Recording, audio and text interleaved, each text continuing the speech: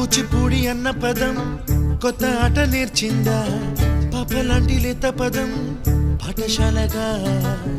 కూనలమ్మ జానపదం పల్లె దాటి వచ్చిందా, చవళిల జానతనం పాట చూపగా.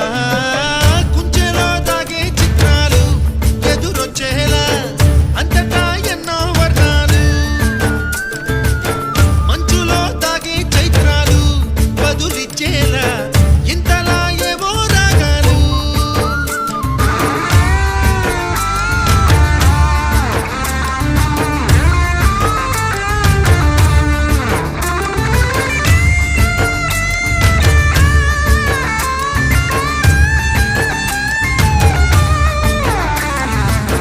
ఆకతాయి సందడిగా ఆగలేని తొందరగా సాగుతున్న ఈ పయనం ఎంతవరకో రేపు వైపు ముందడు.